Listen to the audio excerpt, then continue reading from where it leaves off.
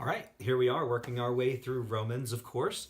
We're Romans chapter 3 this week. We've gone through the first two chapters and looked at what righteousness is so far, at least as Paul has been building on this argument that he's making for the gospel, being for the Jews and for the Gentiles. And that comes, I don't want to say to its climax, but it comes to, Paul ramps it up really fast in chapter 3.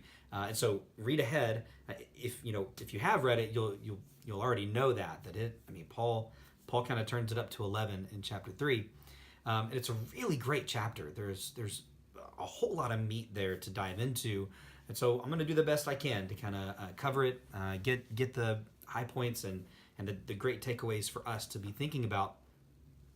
But particularly the second half of the chapter, there's really good setup in the first half of the chapter, but most of the meat really comes in the second half.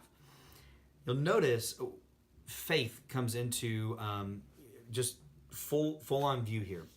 And one of the things that we're going to need to do is kind of tease out what is faith. What is Paul talking about here?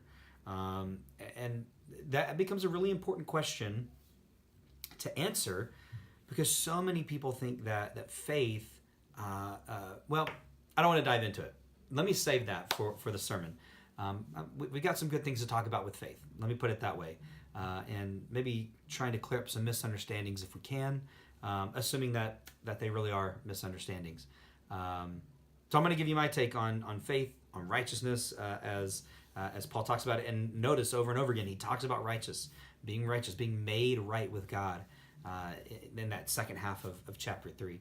So here's a big, meaty chapter for us to kind of sink our teeth into this week. And I'm excited to get into it with you on Sunday. And so I'll leave it there. I hope to see you on Sunday if I can.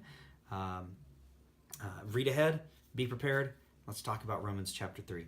All right, I'm going to sign off, and I will see you all later.